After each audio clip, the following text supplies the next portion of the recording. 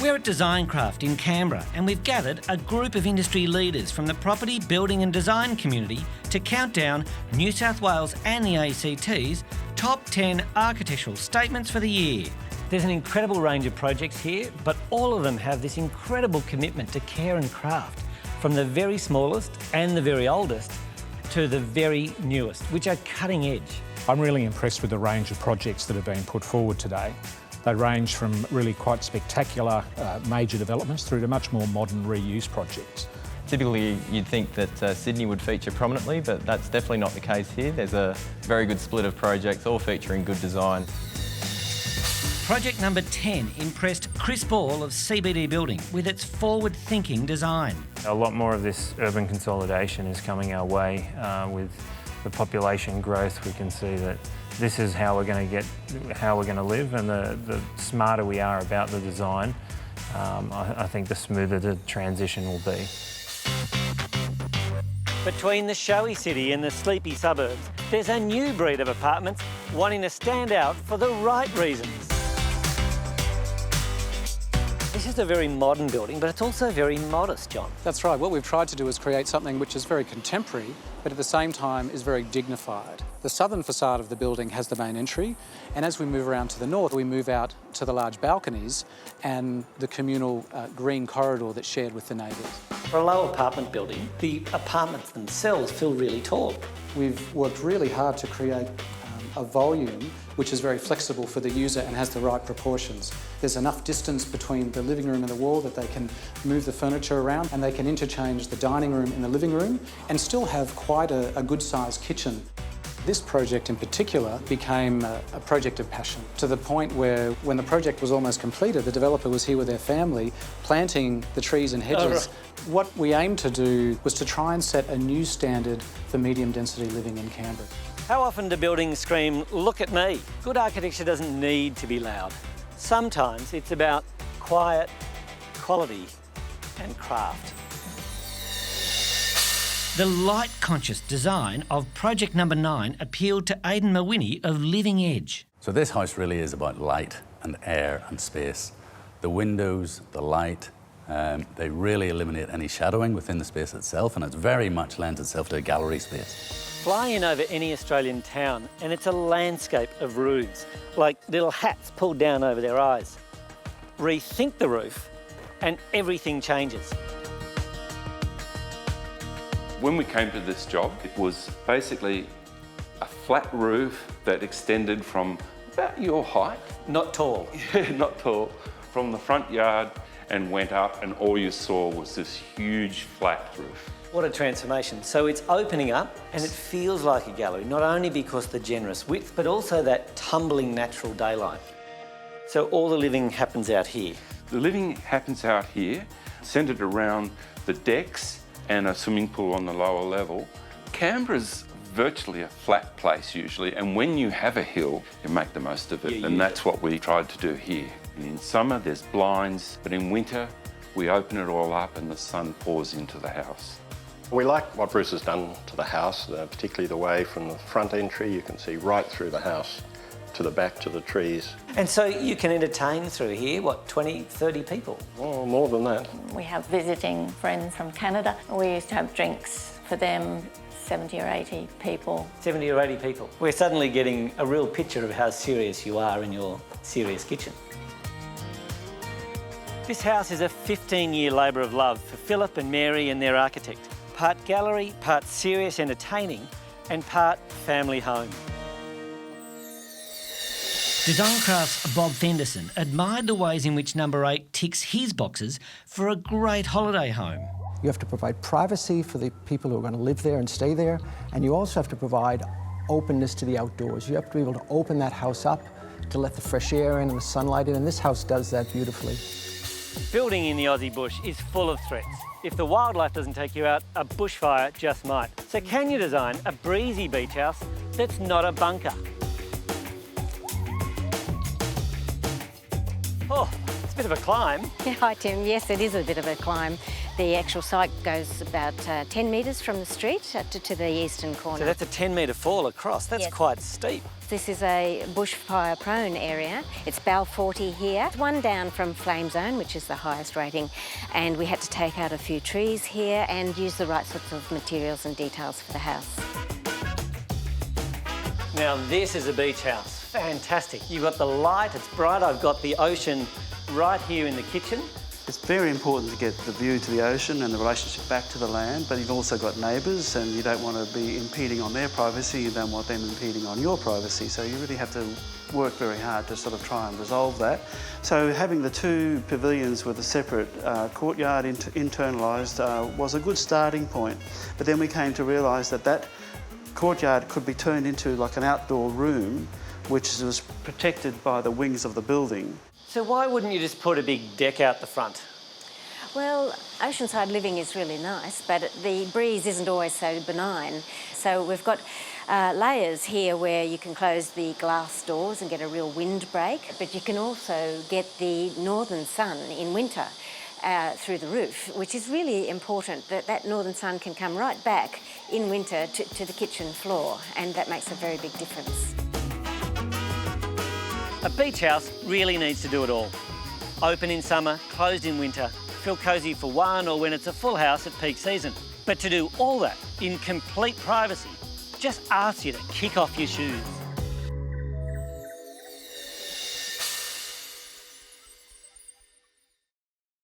We're judging the top 10 architectural statements for the year in the ACT and New South Wales. Leading the judging today are Blake Tasker of Lysart and Ken Slattery of Cement, Concrete and Aggregates Australia.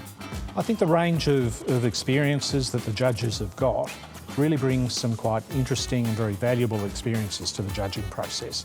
This is a good way of assessing what the best projects in New South Wales and ACT are. The group around the table today are not all architects. They're a group of professionals from the wider industry who work with architects on a day-to-day basis, but their experience and their knowledge brings a different perspective and opinion to the projects that we've judged. While there's a lot of attention on this project on the facade, what I particularly like is the room design themselves. The oversized nature take obvious cues from residential properties, while the geometry and the bed head and the flooring really tie together to form a beautiful design. James, the first thing you notice about this new hotel is its incredible facade. Incredible is an interesting choice of word because to us we see it really as being more a functional facade. This one had to deal with glare, it had to deal with heat from the north, the sun from the north. Reflection, probably. Reflection was a big one. The other then key was to tie it into the streetscape. So the whole facade design idea wraps around the complete building and most importantly it then leads into the design of the interiors.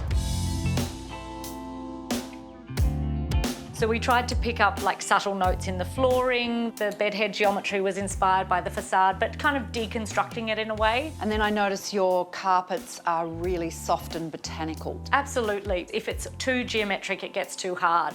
We wanted the bathroom to be this secret, sexy, moody space within the hotel. Bathrooms are that place where it's about elevating those daily rituals of life and giving you a chance to kind of feel those special moments a bit more. Talk to me about this laneway space. A bit like that Melbourne laneway. It's got that scale and sense and really nice character about it. It's one of those accidents that come from working on those little tight sites in the cities. And it came up, we had this leftover space. But initially it was all a bit tight. We had issues of privacy, we've got rooms on both sides. So how could we use those ideas that we had on the facade on the rest of the building to address those issues of privacy? This is a great example of joined-up thinking between disciplines. Between architects, interior designers and landscape, creating an extraordinary place that also reinvents its streetscape. I love this house, Moss River. Its house is the type of place that I would like to live in. It's a mixture of old and new. It fits beautifully into the landscape. Every detail has been completely well resolved. It's an exciting challenge when an architect is asked to turn fragments of a site history into a contemporary home. These old remnants, we retained those and then we built a contemporary farmhouse behind them. And then changing from the remnant buildings to the new buildings, there's a really light link. And then the stone wing walls that extend out to the landscape are all built out of fieldstone. And it's an interesting contrast with the bluestone. And this is the mudroom. This is the farm entrance. If you were coming off the farm, then you'd hang your stuff up here. Yep. The client specifically wanted us to keep this wall, and it was a very, very good decision because it really tells you that we're in an old building. It does. There's so much grain and texture in here.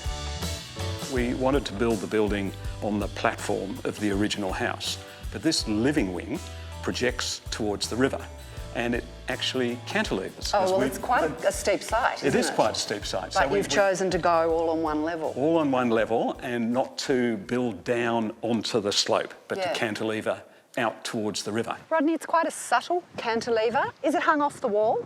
No, actually it's all held by that little V. And the other interesting thing, of course, is the 100-year flood level is the base of the building. Right. And we're cantilevering over that. It's absolute water frontage in flood. Yeah, lovely. Sometimes the skill of an architect is hidden in the details, and this is a beautiful, subtle example of that. Sementel's Kim Rowan thought the clever reuse of this inner city space was a stroke of genius. It's architecture for kids, and you rarely see this done in such a way that it's not just a square box with kids looking out and wishing that they could go home. They've done a really sensational job.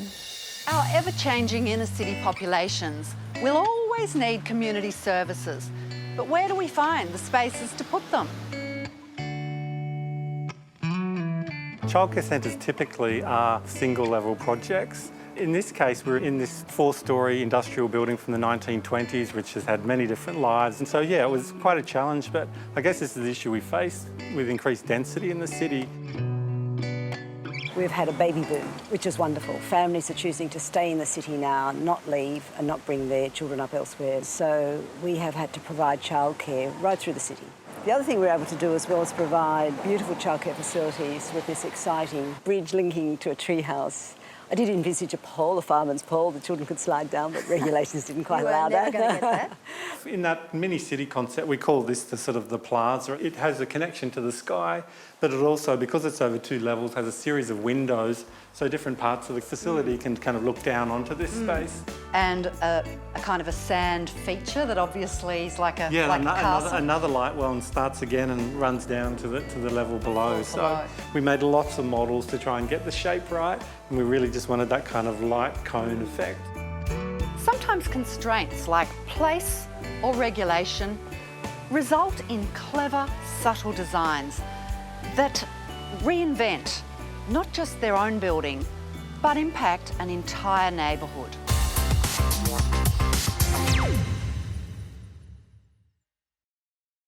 We're counting down the top 10 architectural statements for the year in the ACT and New South Wales. Up next, number 4. This is perhaps one of the most different, amazing projects we've seen on the series. This is quite a striking building, and from what I understand, on quite a modest budget. So the client says, I've got a submarine and a destroyer. I need a building in between. That's where it all began, but this is the remarkable result. Ugh. Richard, that's a pretty wild door. It's a pretty wild site. Certainly is, Tim. And what you've got to remember is you've just gone from a building that is hooked onto a wharf onto a ship here that's floating in the water. How do you build on the water? There are no textbooks for this stuff, Tim. I mean, you've got to start at the very beginning. And our inspiration for this was to make a building that was like a frozen wave. Things like keeping it very lightweight, did a lot of off-site work.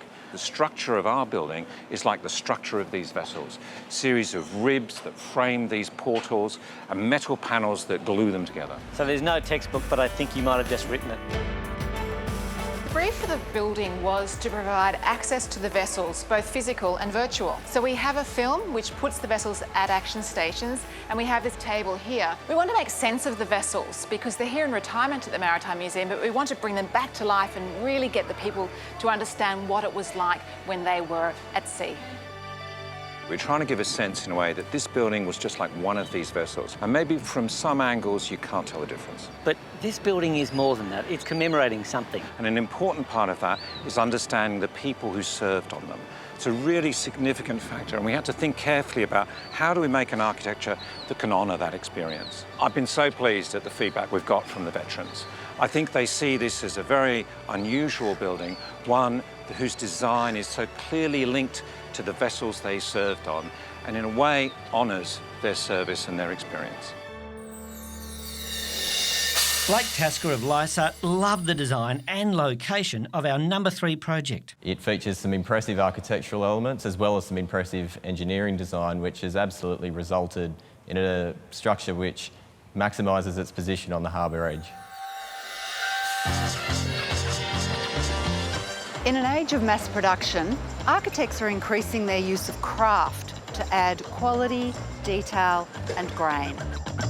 We were approached to design this building in a competition for Lend-Lease, and when the brief came in we realised that there weren't very many precedents for freestanding restaurant buildings. Most great restaurants are inside other people's buildings, so we were given this challenge of designing something from scratch. So our first thought was that we try to emphasise the balconies that would face west across the water. The second idea was that it would be really great if the balconies themselves could stretch around the side of the building, so it wasn't just a west-facing terrace. Actually, the terrace is expanded north and south. And you get more balconies. Yeah, more people could get a kind of waterfront view. We thought that would be a great thing to do. So the third idea was that we could actually grow plants, and that potentially those plants could be used as part of the restaurant's food offering. The original idea was we were going to clad the building in bamboo, but one of the major design generators was the need to keep maintenance down to a minimum. We moved from bamboo to lacoya. Rather than stain it, we did 2 things. We charred the timber in individual Not on lengths. site, I hope. No, it was done down in Victoria, so there are 17.5 linear kilometres of these lacoya dowels, and then we sent it to a boat builder who steamed the profiles into the curved shapes. So it's had these 2 very ancient processes, charring and steaming. The challenge for us in the early stages was to try to maximise the amount of openness that we could achieve through this facade and through the structure. As we had schemes with 4 columns and 6 columns across the front, and we said, no, the economics of the building stacked up best if we just got it down to 2 really sizable columns. So it's just one here and the other sort of in the depths of the kitchen you can see behind. Great architecture should leave you shaken or stirred, and this one does both.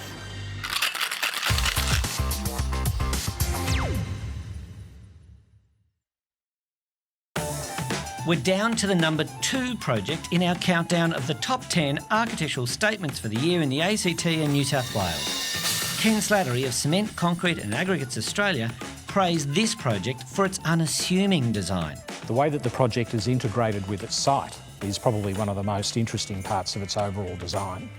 From many angles, you wouldn't realise that a building like this is actually there. One of the real challenges in architecture is building in an existing place. How have you approached that? It was a bit of a lost public space that didn't really fit, so we decided the building to kind of guide everybody through to a new civic plaza. People know that there's a new building here, there's a new museum, there's a great cafe, there's great atmosphere, and essentially a public space that was never used before is now one of the more popular ones in Orange. We kind of separated the spaces really cleanly, so you come in, you're instantly guided through in the direction of the museum.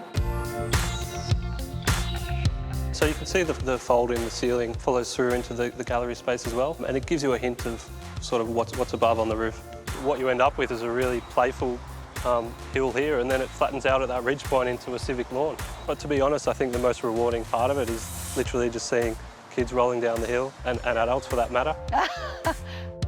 The building and the forecourt have really reinvigorated our whole cultural focus, and it's become a communal gathering point. Visitation numbers have grown and they've also diversified, which I'm really particularly excited about. So we're trying to work with that and expand and create programs that capture a new audience, as well as reinvigorate our existing audiences. It's really terrific.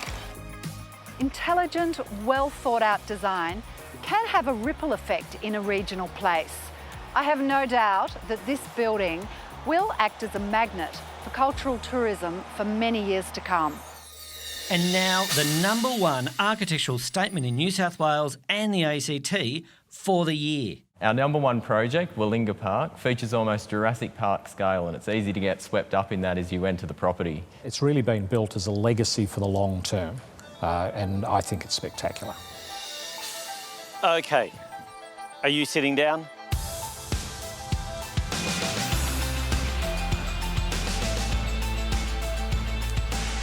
Chris, I got the wrong memo. I thought these were stables. What, don't they look like stables? No, so much more. Oh, maybe we've done our job then.